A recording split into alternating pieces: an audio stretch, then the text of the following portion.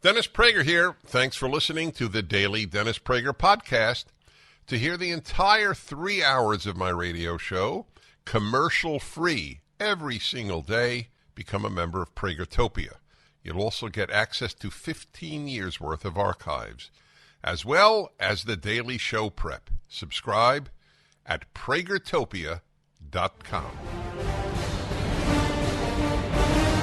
Hi, everyone. Dennis Prager here.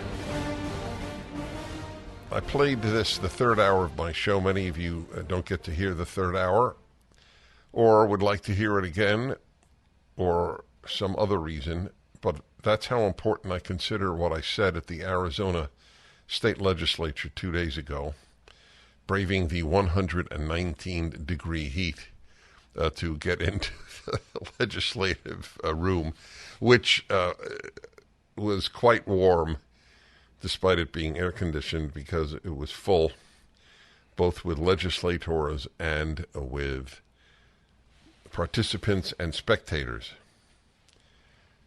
I consider this among the most important talks I ever gave, and you will understand why, and I will tell you as soon as it is up on the internet, because I will ask you to forward it to people. 37 professors, by one count 34. My count was 34. Ann Atkinson, the woman whose job was, she was relieved of her job at Arizona State University, said 37. There is a college, an honors college at Arizona State University called Barrett College. Honors college, get that? 37 of the members are just left-wing fools, which is redundant. It is not possible to be left. I'm not talking liberal. I'm not talking liberal. I'm not talking liberal. It's catching on, my distinction, because it is so important. People who differ with me say, yeah, but the liberals vote left. I know that. I'm talking about liberalism and leftism. Liberals do not vote what they believe in. Leftists do and conservatives do. Liberals do not. In a nutshell, that is the tragedy of our country, the weakness of the liberal. The left does evil. The right does largely good. And the liberals vote for the evil. And that's the problem. But foolishness is a defining element of leftism. Anyway, these professors wrote that condemned ASU for inviting Charlie Kirk and me to speak there. Charlie Kirk gave his entire talk, incidentally, on why he observes the Sabbath. That's hate talk. We were accused of being haters and white nationalists, and I responded.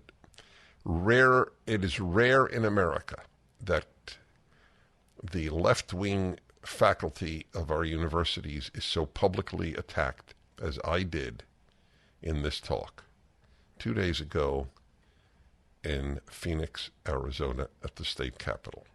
Take it away, Shawnzy.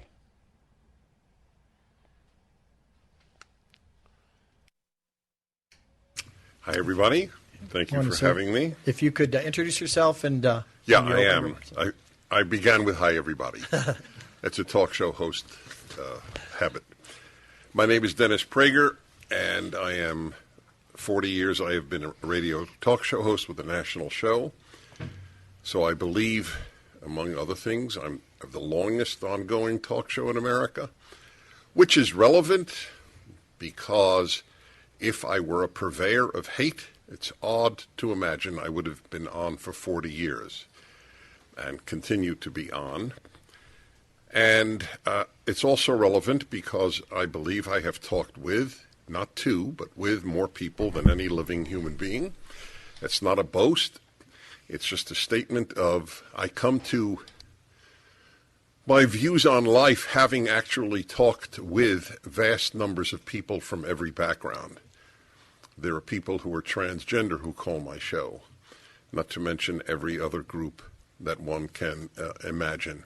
The reason they feel free to is because they know I will not insult them, and because I believe it is so critical to have my show open to anyone. The antithesis of what these 37 professors believe. I will come to them momentarily. I'm also the co-founder of Prager University, or PragerU, which has over 1 billion views a year, mostly of young people. We have been the recipient of many attempts to suppress us on YouTube. The last time I was at a panel like this was in Washington prior to the lockdowns, and it was on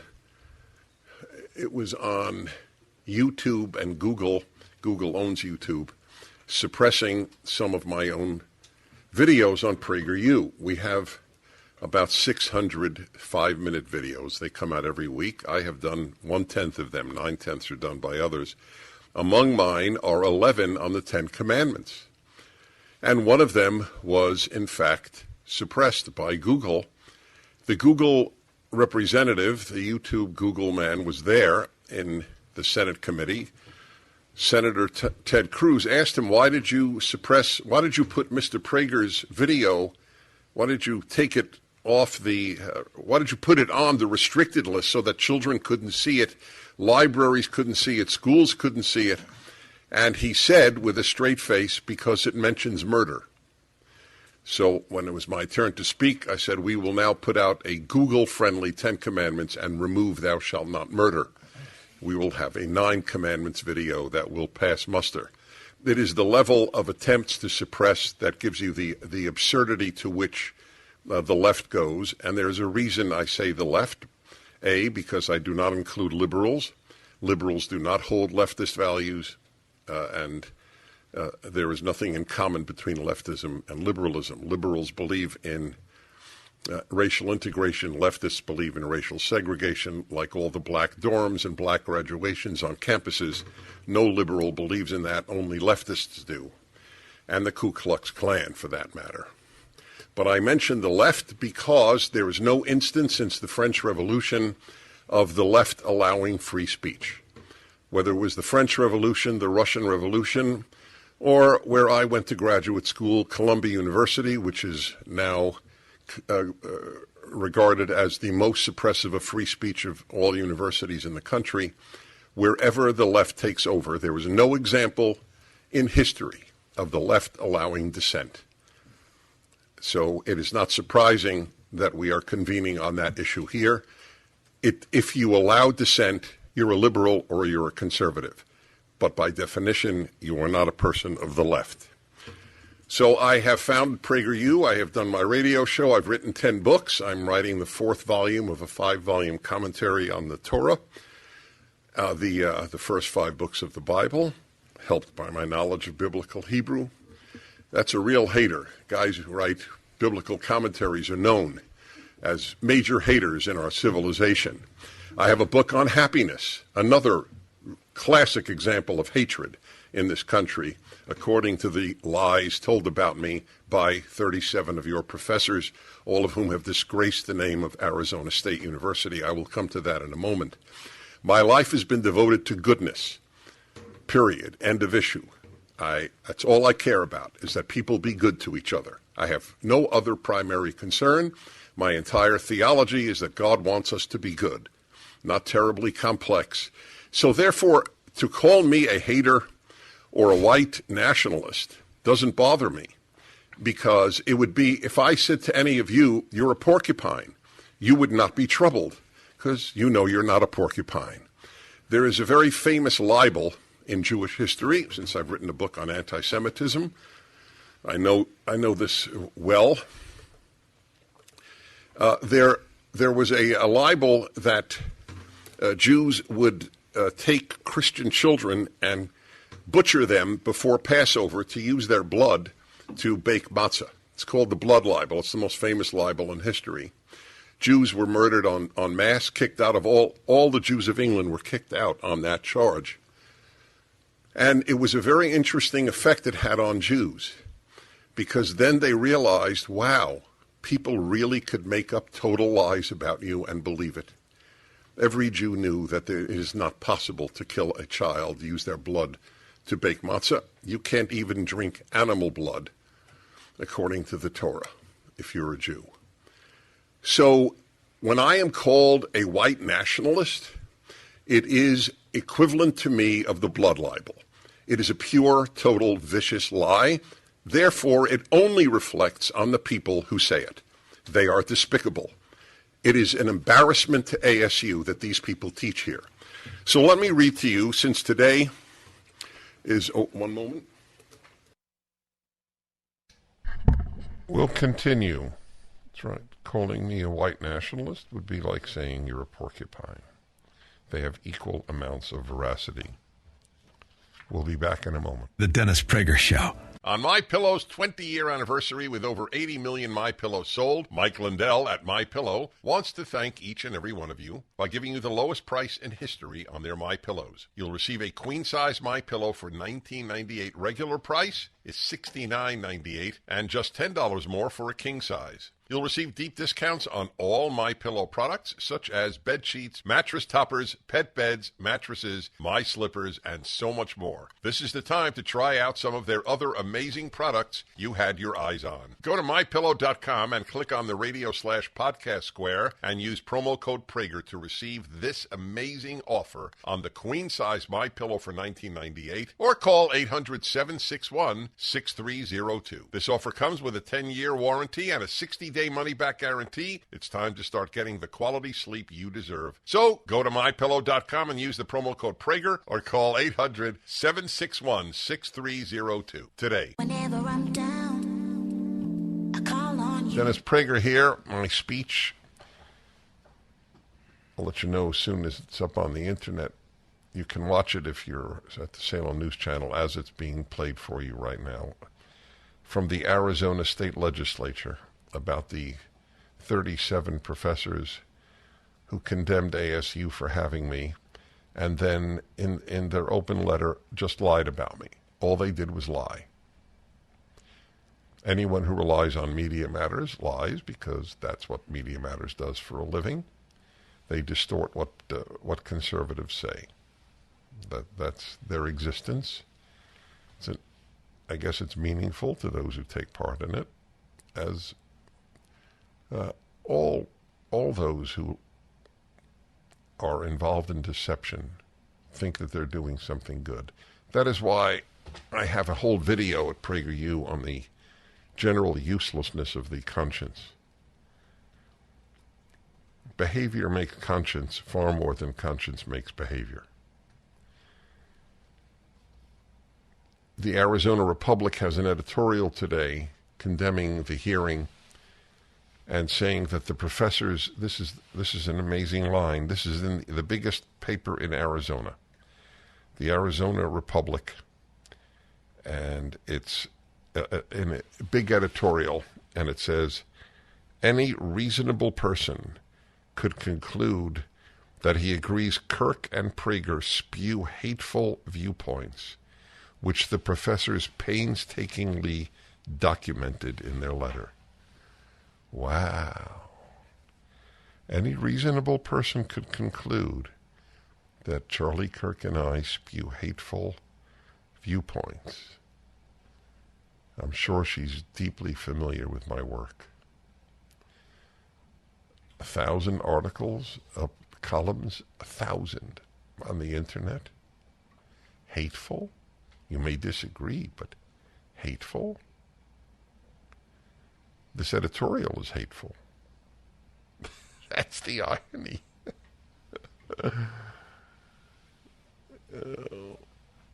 When I started my life's mission, which I wrote in my high school diary, influencing people to the good, I didn't realize, and this is not a lament, it's just an insight, I did not realize how difficult it is to promote goodness.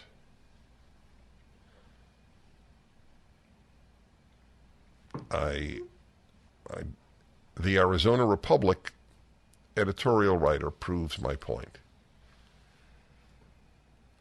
I think race is insignificant. I think that is an application of goodness to the issue of race. I divide the world between the decent and the indecent as the Holocaust survivor psychoanalyst Viktor Frankl said in his magnum opus, Man's Search for Meaning. She, the editorial writer for the Arizona Republic, clearly thinks that that's hate speech. Yes, the University of California says if you say there's only one race, the human race, that's hate speech. It's hate speech if you oppose all black dormitories, or all black or all gay or all Hispanic graduation exercises.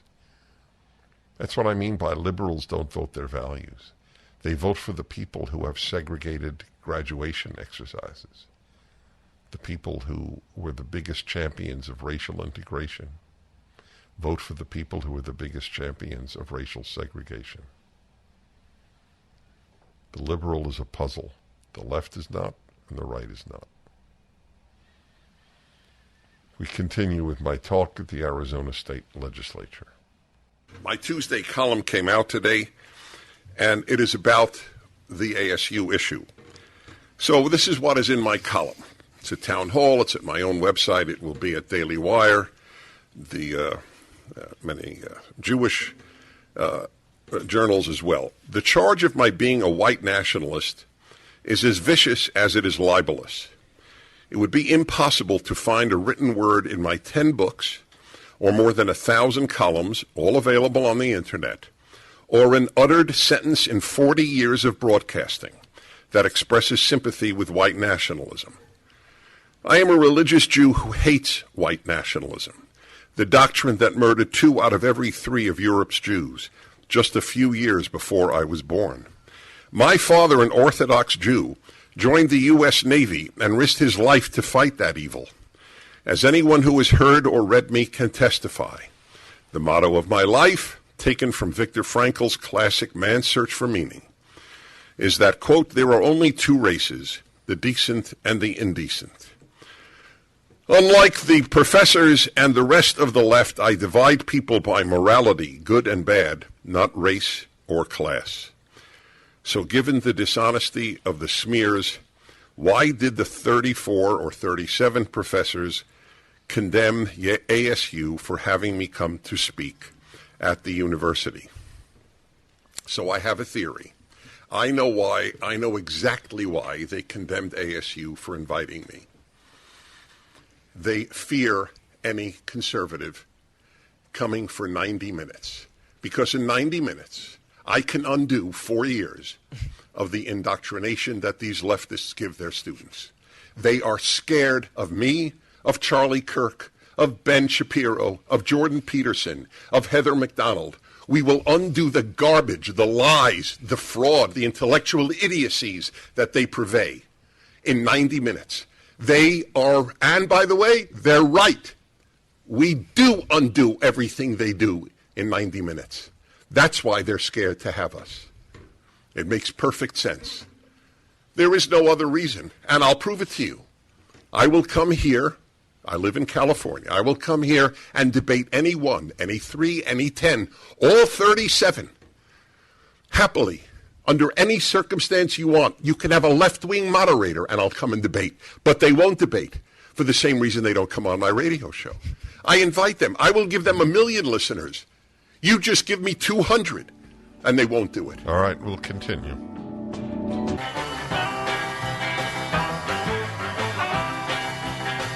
I have a hero on the line. I don't use the term often, and in fact,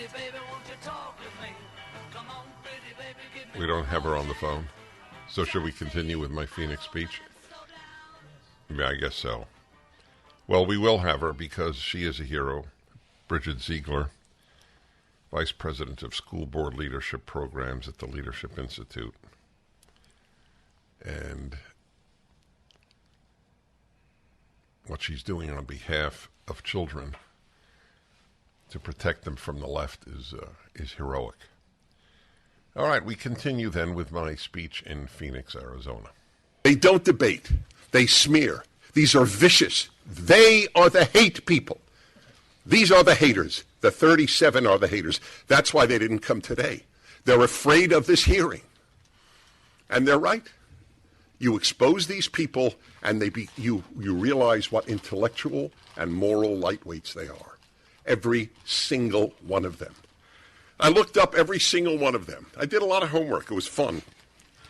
I actually looked up their bios on your website. So I listed a few of those. So here's one winner. Forgive me, I have to use the expletive because otherwise, look, the ASU website spells it out so I could pronounce it. So here's an example of one of those who signed the petition.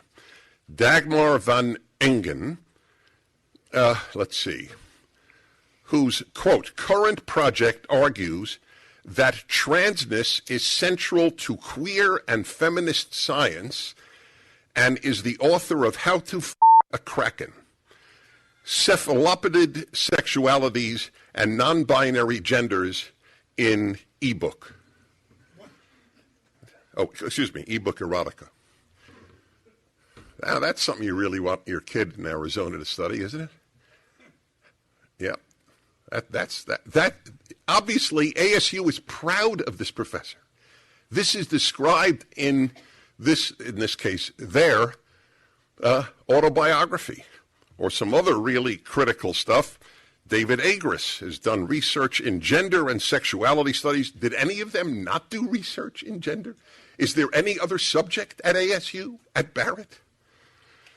Post-colonial studies, queer theory, and animal studies filed a lawsuit against Montana State University saying he was denied tenure and fired because he was gay. You think there's a university in this country that would fire you because you're gay? I mean, it's possible, extremely unlikely. Joseph O'Neill recently led a seminar on the, quote, whitewashing of ancient Greece and Rome. Any of you know what that means? Rachel Fedock, whose research interests include feminist ethics, black feminism, abolition, gender, race. This is just a few of the people who signed this. But what is worse is those are the people who teach at an honors college here. So, a few more points worthy of being made. See, I covered white nationalism. I've covered debating. I really do. The offer on the debate is a very real one. The offer to have them on my radio show. I will give them my 1 million-plus audience to defend their lie, their despicable lie that I am a white nationalist, that this Jew who has fought his life against the goddamn Nazis is a white nationalist. These people are vicious. They are lowlifes. Every one of the 37 is a lowlife. What should be said to these people is what was said to Eugene McCarthy, who charged people with being communists who were not communists. He charged some people who were communists. Joe McCarthy. I made a mistake. Intellectually honest. But he also charged people who were not. And you know how it ended? Somebody looked at him in the Senate and said, "Have you no shame, sir?" Will anybody at ASU say to these 37, "Have you no shame, sir"? Will one of the deans, will one of the, God knows, 1,000 in administration, one say, "Have you no shame"? Will anyone here say that? That's cowardice if you don't say that. But cowardice is the human norm. That's why there's so much evil in the world, because cowardice is the human norm. We'll continue in a moment. The Dennis Prager Show. Hi, everybody. Well, I have the woman who is a reason for hope in this country, Bridget Ziegler, Vice President of School Board Leadership Programs at the Leadership Institute.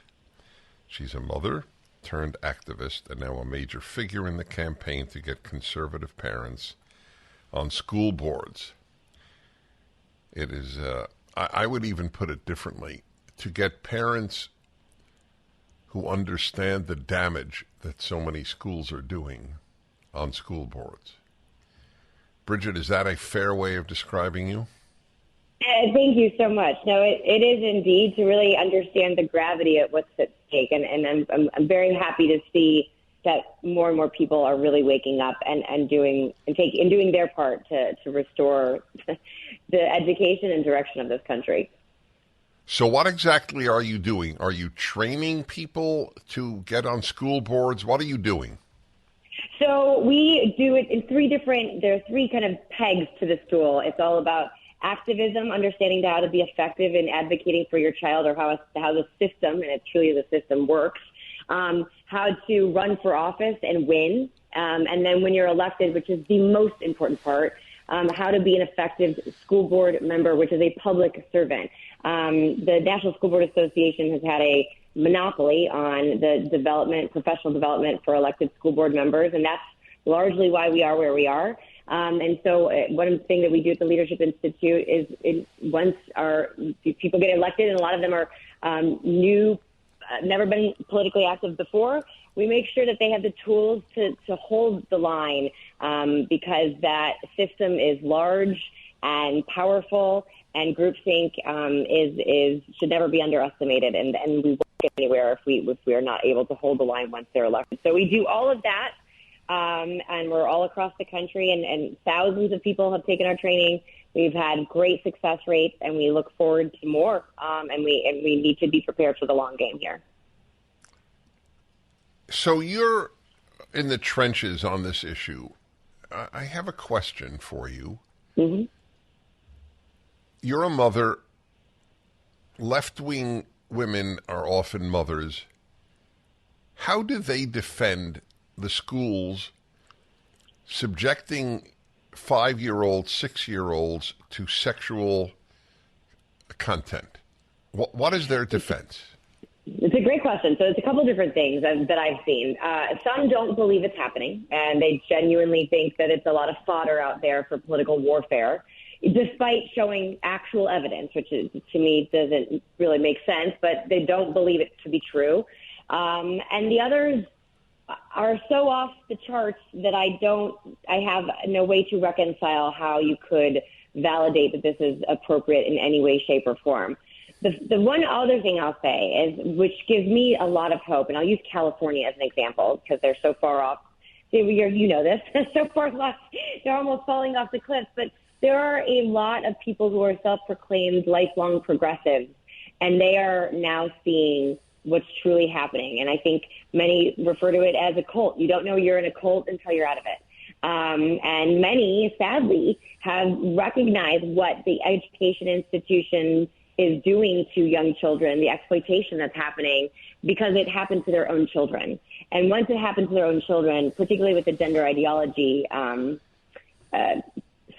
for lack of a better term, it has caused serious awakenings for many people on the left as well, and they're participating and rising up and fighting back, and so that's an important piece.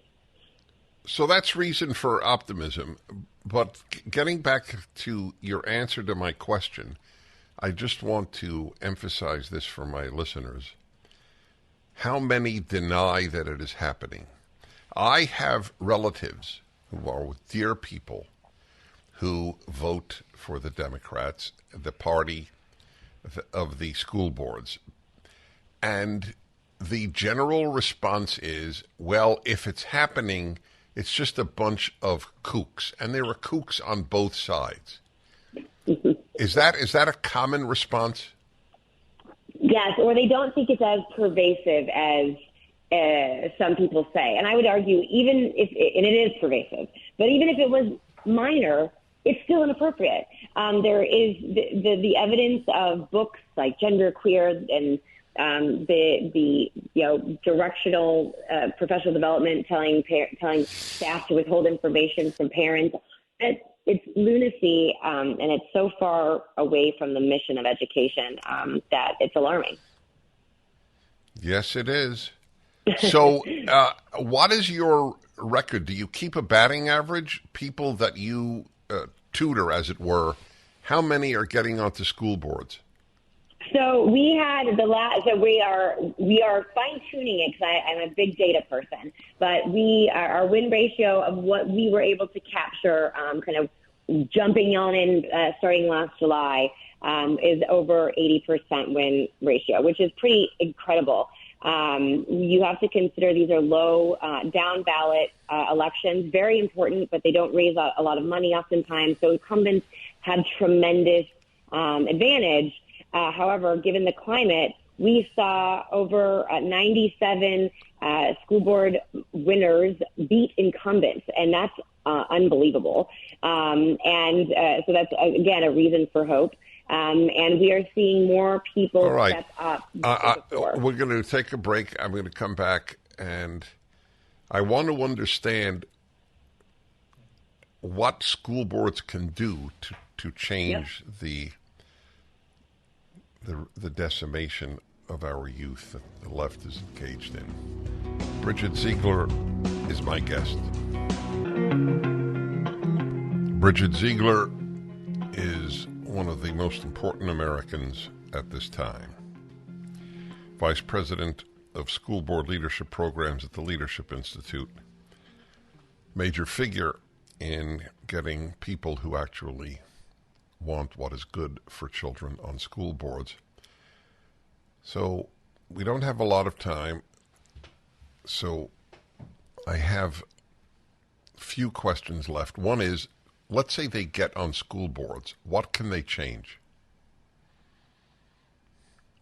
Do we have Bridget on? Yep. Can you hear me? No, I hear you. Can you hear me? Yep. Okay.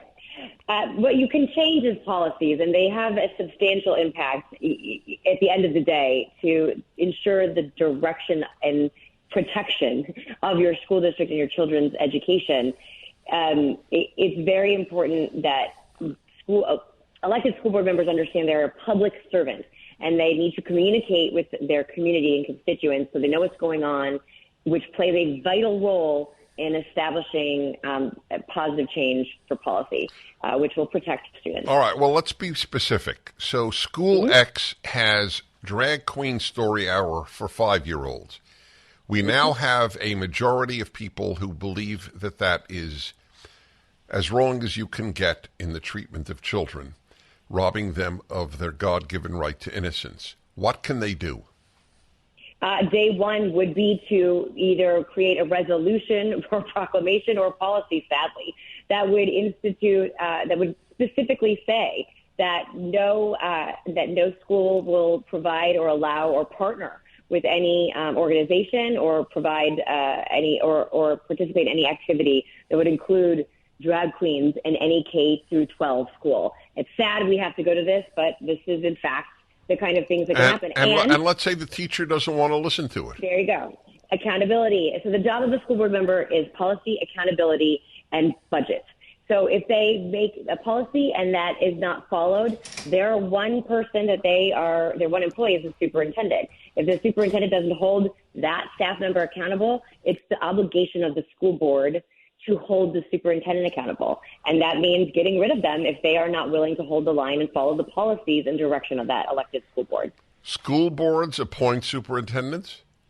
That's correct. Well, there are some anomalies, even in the state of Florida. Only 3 states still have some areas that elect their superintendent, but the supermajority of school districts across the country. How do people help you?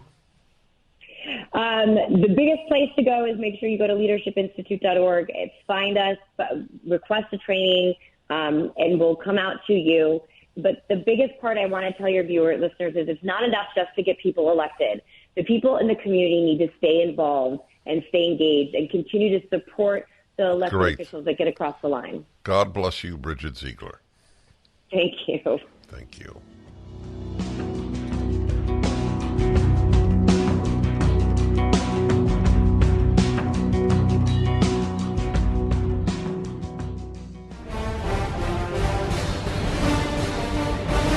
Hi, everybody. Dennis Prager here. You know, there's a soldier who has fled to North Korea, a U.S. soldier.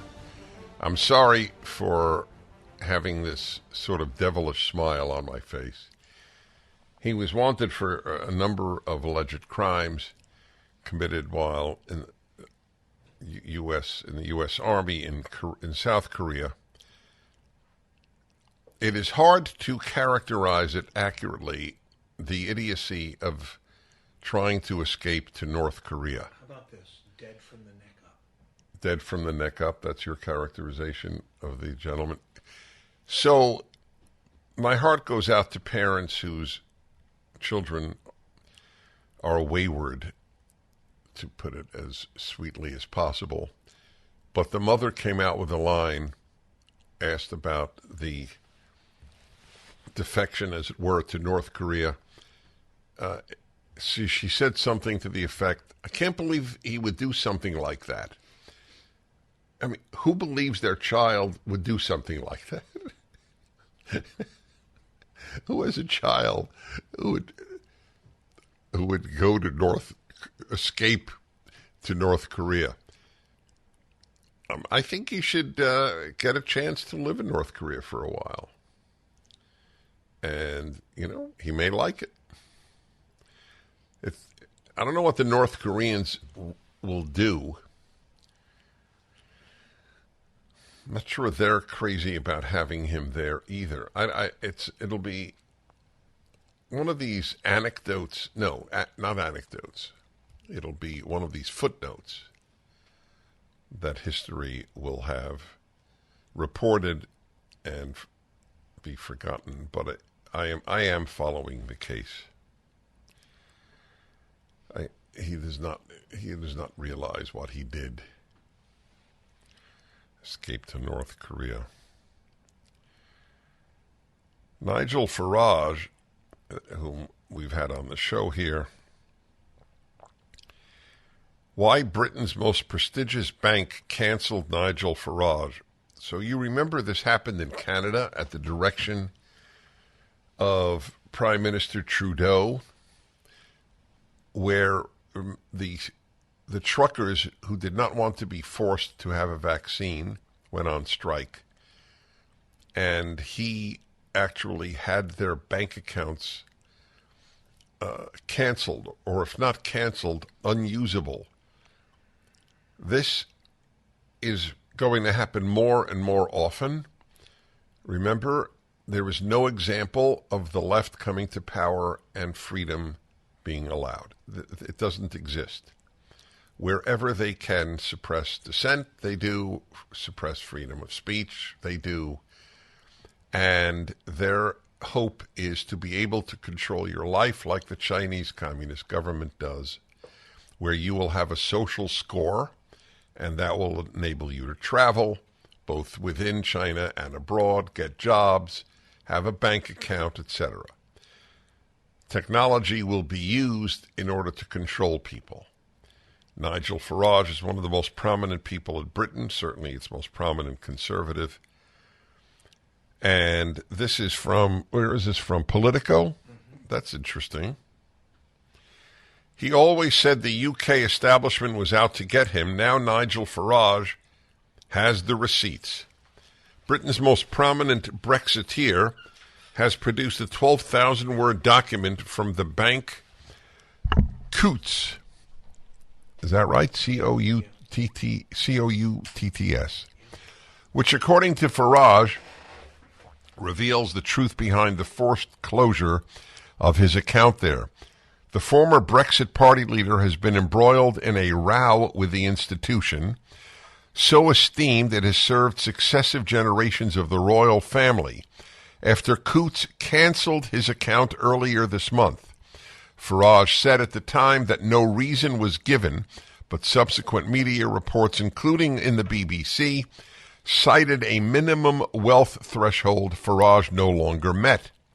Now an internal document from Coutts obtained by Farage through a subject access request, that would be, I guess, their FOA, their equivalent to Freedom of Information. Well, FOA is not Freedom of Information.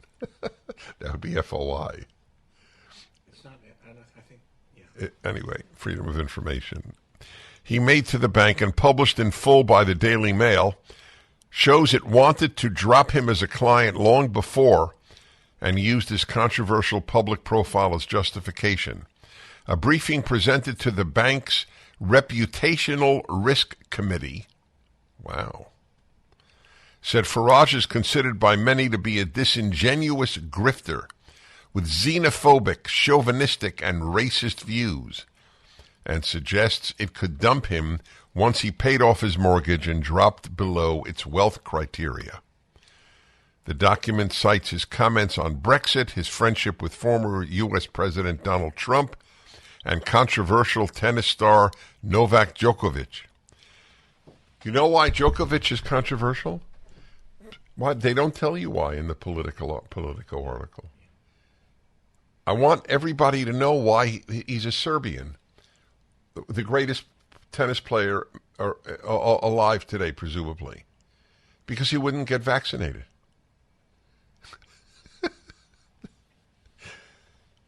When anybody reads this and doesn't know the particular, they will think this Djokovic makes some fascist comments, or says Hitler was a good man.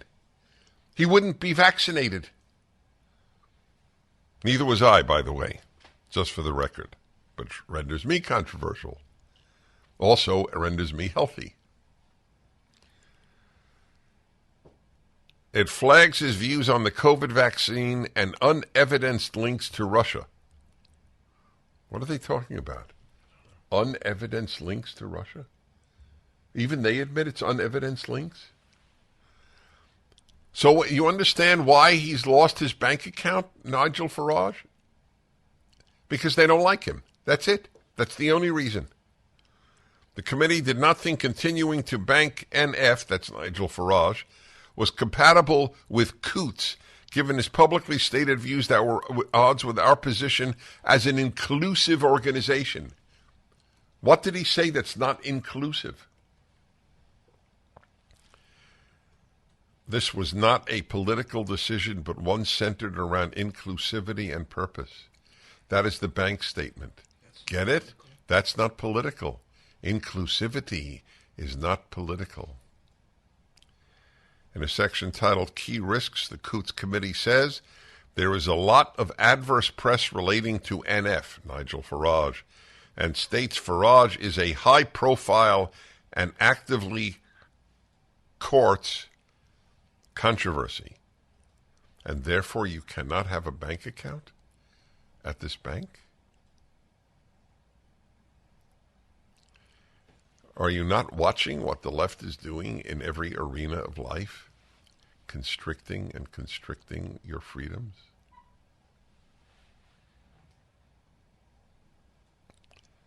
Referring to his support for Trump in defense of sexual harassment allegations made against the ex-president, the document, what does that mean? Defense of sexual harassment allegations made against the ex-president. First of all, it's poorly written. They mean defense of the president against sexual harassment allegations. The document states his comments, quote, are distasteful and appear increasingly out of touch with wider society. So you can't bank with this bank if you're out of touch with wider society? May I say that in the history of the world, the only people who have done good are those who were not in touch with the wider society. As I have said so often, all good is done by outliers.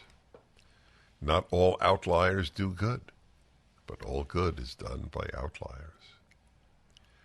This is a very scary thing that is happening in Britain. Wow. City Minister Andrew Griffith said in a statement Wednesday that it would be of serious concern if financial services were being denied to anyone exercising their right to lawful free speech. Businesses have the right to protect against real risks to their reputation, for example, from criminal activity. But the privilege of a banking license in a democracy should imply a duty not to debank simply because you don't agree with someone's views. That's correct.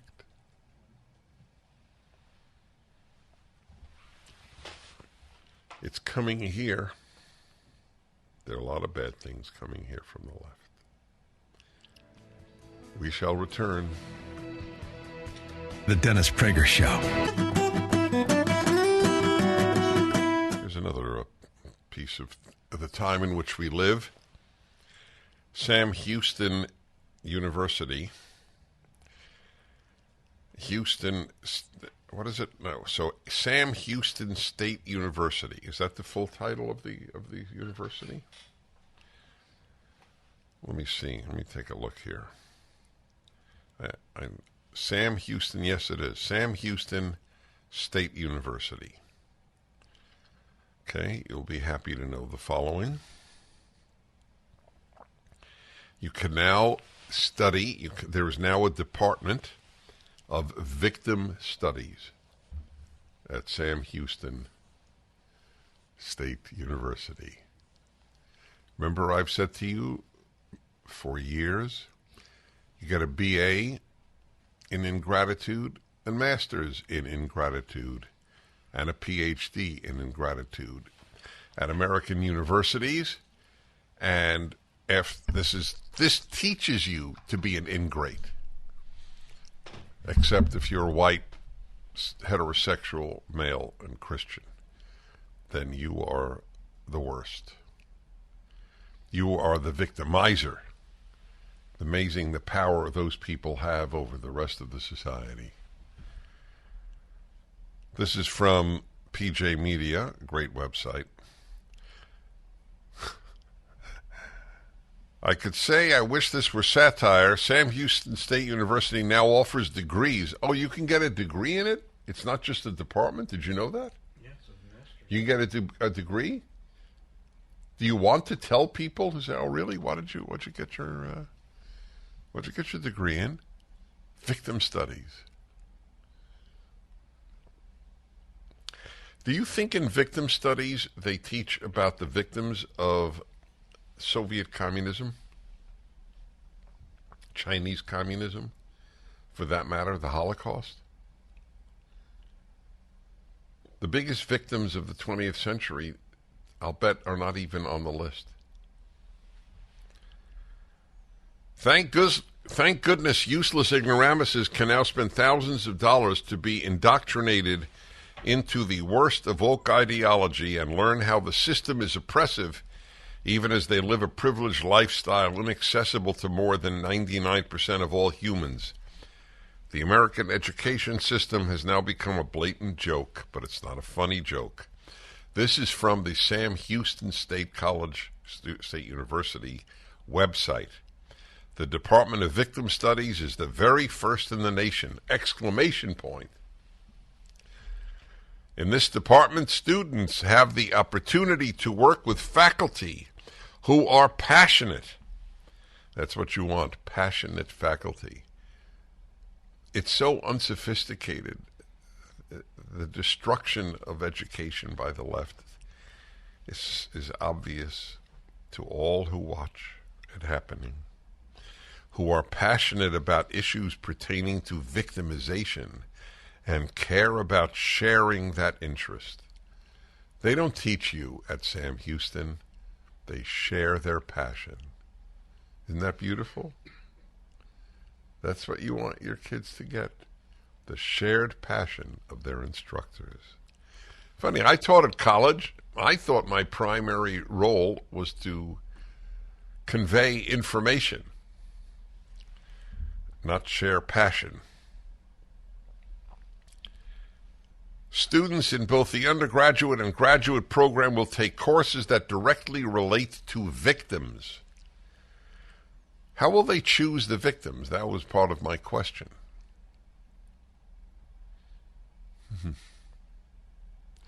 Students also, for example, will they pick on people, males at college who've been falsely accused of rape?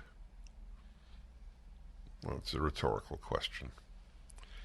Students also have the opportunity to participate in research with faculty, become involved in the community through civic engagement projects in courses, and participate in events through the student organization housed in the department The Crime Victim Services Alliance.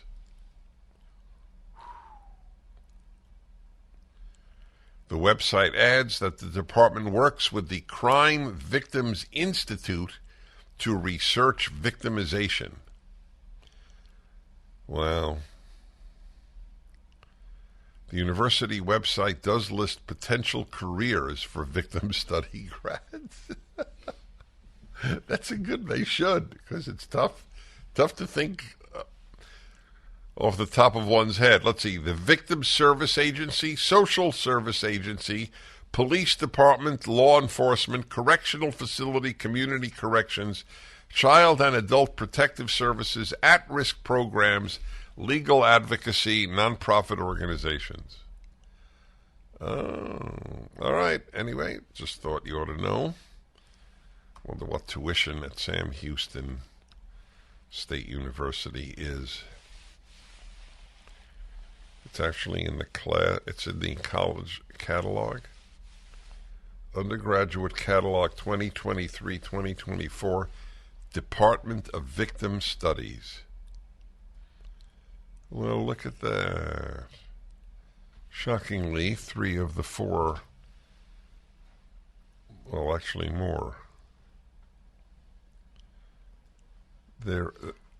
No, 3 of the 4 directors are female.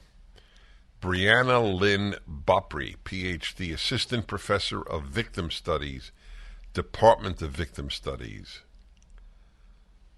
Ph.D., University of Nevada at Las Vegas. Shelley Lynn Clevenger, Ph.D., Associate Professor and Chair of Victim Studies. Philip Mulvey, Ph.D., Associate Professor of Victim Studies. And Kathleen Renee Rutachak, Ph.D., Assistant Professor of Victim Studies. I got to look these people up. Be back in a moment. Is In-N-Out Burger a national chain, do you know? Or is it just in the West? Just on the west, in the west. So I think the most popular burger place, and I say that because whenever I pass an In-N-Out Burger, I see a very long lineup of cars. I can't say that about any other burger place. In-N-Out has announced the following. They have said, our employees may not wear masks. We want you to communicate with our customers better. We want them to see your faces. And you can wear a mask if you have a medical note saying you must. Otherwise, you can't. So look at this headline for Breitbart. Leftists call to boycott In-N-Out over new mask policy. Leftists have been calling on people to boycott the California fast food empire In-N-Out for its new policy requiring employees in certain states to present a medical note if they wish to wear a mask to work. That's great. That is just great. We want people who interact with our people to actually see our people. I think that's reasonable. When I encounter young people at Starbucks wearing a mask, I am filled with a combination of pity, and I admit, I'm sorry, I admit it. I don't act this way, and you know my belief, actions matter much more, infinitely more than thoughts. I think disdain and I act respectfully. But I do. For adults too. Now, I understand there's a voice in me that says maybe there really is a reason. Maybe they have an elderly parent in their house and feel that they have to protect them because of comorbidities with a weakened defense system. Of course, it does avoid the point. You're not more or less likely to get COVID because of wearing a mask. With the exception of, what are they, N32? What are they called? N95. And where did I get 32 from? Oh, I know why. Remember the great runner for the Cleveland Browns, Jimmy Brown? Jim Brown. Wasn't he number 32? Yeah. All right, so now I know. Isn't that a link that everybody would make between the mask and a great running back for the Cleveland Browns? Yeah. So that's how my mind works. Are you surprised I knew Jim Brown A and B knew his number? His number, yes, that you knew him. Yes. By the way, what was Jackie Robinson's number? 42. So you might want to wear an N42 mask in honor of Jackie Robinson. That I get. Sean does that. In fact, Sean has an N7 in honor of Mickey Mantle, an N3 in honor of Babe Ruth. That to me makes as much sense as any of the other masks. You know what people who wear masks now don't understand? It's not a private decision. Wearing a mask in public affects the public. That's why I have always, among other reasons, opposed the Muslim veil. It dehumanizes the person. We know humans by their face. Rightly or wrongly, that is how we know you and how you know me. By my face, by your face. Hiding the face is to hide from the public. It doesn't do the public good. Society is hurt by every mask wearer. Just as you believe, I assume, society is hurt by every veil wearer. I know the reasons are different, but the effect is identical. If you oppose the veil, you must oppose the mask. We return. The Dennis Prager Show. Hi, everybody. Dennis Prager here, the winner of the 2023 Clear Thinker Award is my guest, Carol Roth, the annual Dennis Prager Clear Thinker Award. I really ought to do that, but the thing is, thank God there's more than one, but she is definitely on the top of the list. I've had her on whenever she's written a book. I think I've had her on even when she didn't write a book. Carol Roth is a former, I love this term in her bio, a recovering investment banker. I love that. You Will Own Nothing is her book. Your War with a New Financial World Order and How to Fight Back. Now, by the way, if you could see the book, you would see it says You Will Own Nothing, but crossed out between own and nothing are words: a house, a car, a business, stocks, your life. They're all crossed out. Carol Roth, welcome back to the Dennis Prager Show.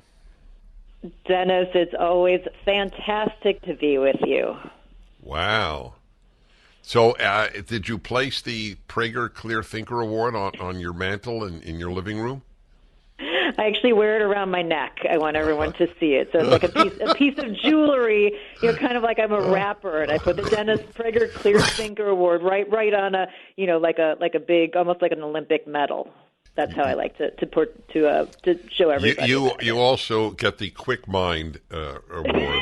I must say, this is about as distressing a topic as I could have on the show, and I cover distressing topics for a living. Is the is the leader in the movement to have us own nothing the World Economic Forum?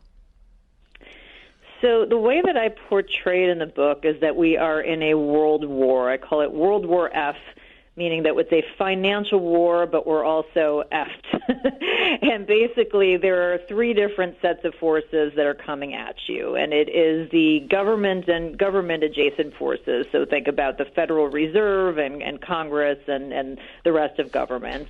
It is the bad actors, and the World Economic Forum is certainly a piece of that, and certainly where I got the title, but it's also the UN and big business. And then there's a category for big tech, because big tech is acting as a de facto government in many ways. They want us, they want to rent our lives back to us as a subscription or a service. So they get their very own category. And all of these forces, they sometimes they work together and sometimes they work alone, but it just means we have a lot of battles that we need to fight in order to fight back and preserve ownership in the American dream. I reported to my listeners something I found on the internet, which was quite big and went pretty much non-reported. And it was a rather large gathering in Europe, I don't know which city, and mostly young people. The head of it is a Green member of the European Parliament, and it was titled Beyond Growth. You familiar with that? I am not familiar with that, but there are so many of these different organizations that are out and about, and you have to remember that second piece of the World Economic top predictions for 2030, you'll own nothing. They say you'll be happy. They're trying to get young people to buy into this concept of non-ownership as a good thing for them, not realizing that throughout history that people who didn't have ownership were not only poor, they were unfree, they weren't happy, and many of them lost their lives. So the fact that you're saying there's this organization, they're targeting these young people is very much on trend. And the young people feel so desperate at this point because, they don't believe that they can have ownership, or here in the U.S., the American dream, that they're almost putting up this defense mechanism and saying, okay, well, I'll just pretend that I didn't want this in the first place, and that will protect me if I fail in obtaining it. That's what you think is a motivator. I mean, I just want, again, my listeners to understand it's beyond Orwellianism. You will own nothing and be happy. So I know that is being said. Can you identify any of those who say that? So this comes, as I said, from the World Economic Forum, their top prediction for the top 8 predictions for 2030. But you have to remember who the World Economic Forum is. It is littered with the business and the global elite. So if they're predicting the end of private property, it doesn't bode well for those of us who know that ownership is the key to creating wealth. You have to have assets that you have that have the opportunity to appreciate in value or at least maintain their value. Now, I believe this is part of their number 2 prediction, which is that the U.S. will no longer be the world's leading superpower. And that's why we talk about this new financial world order, new world order, which also sounds very conspiratorial. And Dennis, I can tell you who said that. That was Joe Biden. He said that, and this is, by the way, on the White House's website right now. Go look up his speech to the Business Roundtable from March 21st, 2022, which has the CEOs of all the major corporations in the United States. And he talks about these cycles that happen, that the financial world order shifts every 3 or 4 generations, which is true. We're about 80 years into our run at the global center of the universe, but before us it was the British, and before the British it was the Dutch. And then he says there's going to be a new world order out there, and we've got to lead it. And so it's Biden speaking with these business executives, and they're really putting it in that we category. And if you think about the phrasing of you will own nothing, it's not we will own nothing. They don't think that they're the ones that will own nothing. It's you. And I really think that's what this is all about. They see these global financial stakes shifting, and they want to make sure that they're the ones that are controlling the resources and keeping their power and their wealth. And if your freedoms and your ownership, have to go away, that's fine. And even better, if we can get you to buy into it and not have to force it upon you, well, that's just a better path forward for us. All right, so walk me through this. Bill Gates, I assume, is one of those, because he's big at WEF and elsewhere.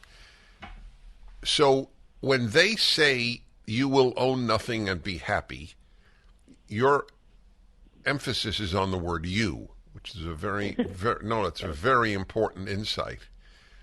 People don't think that. Not we will own nothing.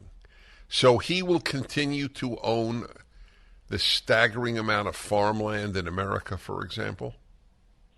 Absolutely. One of the things that we've seen, throughout my research for the book was the fact that the most wealthy and well-connected in the U.S. have been buying up land, particularly productive land, so farmland, land that you can ranch on, as well as water rights. This was a crazy story from the book, is that out in California, all of these wineries were being bought up for the water rights underneath them, and this entity, was called Brodea, was paying these crazy prices, and they're like, that there's no way that somebody could make this work financially. And they found out later it was Harvard University's endowment. And I always call Harvard a hedge fund with a university attached to it. And they're taking this endowment and they're using it to buy up things like water rights. So they're investing in these kinds of things. They're making sure that they have those hard assets and that ownership so they can continue to drive their wealth, and they can continue, frankly, in many cases, to control the resources. I mean, that was a big takeaway here, too, is that, with farmland turning over, a lot of families, they may be land rich, but they're cash poor. And so they are selling their farms, and they're selling them a lot of times to folks like Bill Gates and other wealthy people and corporations. And then these farmers have to work the land but rent it back from them. And there are all kinds of examples that I talk about in You Will Own Nothing about renting the American dream, including corporations, Wall Street corporations, who are now coming in and competing with you for a single-family home. This did not exist before 2010, and Fed policy gave cheap and available capital to Wall Street. And now at the end of 2022, Dennis, 1 in every 5 homes that was sold to a corporate buyer who wants to take that biggest asset on household balance sheets, that symbol of the American dream, the way that families create legacy wealth, and they want to rent that back from you and take that money and make Wall Street richer while, you are basically their indentured servant. The book is You Will Own Nothing, Carol Roth, a truly significant book, up at DennisPrager.com, and we will continue. We're speaking to and with Carol Roth. The book, You Will Own Nothing, Your War with the New Financial World Order and How to Fight Back. It's the truth, my friends. That is exactly what they aim for. By the way, when did the book come out, or when does it come out? So it came out on Tuesday, so you can get it in your hot little hands right away. I know you got the early peek at it, but it's starting to arrive now. So you're on with the book 2 days old. Correct. That's exciting. I'm very happy for you. I wish you didn't Thank you. I wish you didn't have to write the book. It's actually you took the words right out of my mouth. As I say, this is a book I didn't want to have to write, but I thought it was incredibly important to write. I'm sorry? Yeah, go ahead, please. Yeah. I want to go back to something that I didn't want to interrupt you earlier. I think you had a very interesting take on why would a young person find the idea of owning nothing positive. Why don't you amplify on that? So if you think about something like homeownership, the young people have gotten it on both sides. They've gotten the fact that you have corporations coming in and driving up the prices of homes, as well as a lot of regulation. The government, meddling in the labor market. There's not enough laborers out there, so we don't have enough supply of homes. The prices have gone up. And they've also saddled them with predatory college loans. The government is the largest predatory lender in the country, in my opinion, and they have been transferring wealth from kids who sometimes are minors at the time that they sign up. They transfer that wealth from the kids to colleges and their administrators for degrees that basically don't return an investment to them. So their balance sheets are completely wrecked, and they have 5 and 6 figures worth of debt that they have to service for years upon years upon years. And so, not only are the houses unaffordable, but even if they wanted to, they don't have any money that they can put down into that. And so these kids are feeling very destitute. They feel like this American dream is out of reach. How are they ever possibly going to get into a situation where they can own these kinds of things? So they just internalize that, okay, I'm going to put up that defense shield. Like if I think I'm going to fail at something, then I put that front out to the world that, hey, this isn't what I wanted anyway. It protects you from on an emotional level, or at least they believe that it protects them on an emotional level, that if they fail, they can just say, well, it wasn't what they had wanted anyway. And these kids are being conditioned everywhere for non-ownership, whether it's, cars. We have fewer kids who are getting their driver's licenses, their participation in the digital worlds, where I say they're trading return on investment, ROI, for ROE, return on ego. They get clicks and they get likes and they get views, but they can't pay the rent with that, and they certainly can't buy a house with that. So they're really buying into this concept that it's going to make them happy to go through this YOLO life without any ownership, probably to protect themselves because they believe that's going to be their outcome. I think there's a tremendous amount of truth in that, and I'm grateful because I didn't think of it. That explains the conference that I watched on riveted hours. I watched it, the Beyond Growth, and it was, as I said, 90% were young people, mostly I assume Europeans because it was in Europe, but there were Americans there. All the speakers were European, and that they have truly bought into, which is part of You Will Own Nothing, I assume, or You Will Own Nothing is part of this. Their whole thesis was, we have been misled by the idea that the economies should grow. And that's why it's called Beyond Growth. They are literally for minus growth, minus economic growth. But your reasoning is fascinating. They are rationalizing, in effect, the lousy condition that they have been handed, or think they have been handed. If you can't do X, it sounds better and makes you feel better if you become anti-X. That's what you're saying? It's true, and I think, it goes back to the people being told that either you're a victim or you have opportunity. If you are told that you're a victim, you will behave, you will step into that role. If you're told that you can succeed and that you have opportunity and the world is your oyster, then you step into that role.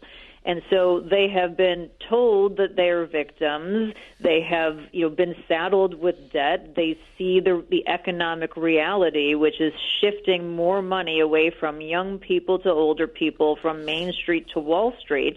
And it's not, like you said, it's not just happening here in the U.S. The housing issue that we talked about from a U.S. perspective is also happening in Canada and the U.K. and Netherlands. And so these young people being disenfranchised buy into it as a psychological protection method. So if I were to ask one of these young people who believes in this, that it's best to own nothing, I'll say, so where will you live? What will their answer be? Well, it depends on the person, but, the government can provide housing, or we can collectively get some housing together, or maybe I'll just stay with my parents because, that's the situation I've been put in now. Perhaps they haven't really thought through that, because if you read some of the things the young people put out, it's clearly that they're in sort of this fantasy land of despair. Yep. And I don't know that they've really kind of That's thought right. through the Fantasy implications. land of despair. Okay, Yeah. folks, this is the book to really explain the future that the elites want for us. You Will Own Nothing, Carol Roth, up at DennisPrager.com. Carol, thank you. Thank you as always, Dennis. Appreciate you. Dennis Prager here. Thanks for listening to the Daily Dennis Prager Podcast. To hear the entire 3 hours of my radio show, commercial-free, every single day, become a member of Pragertopia. You'll also get access to 15 years' worth of archives, as well as the daily show prep. Subscribe at Pragertopia.com.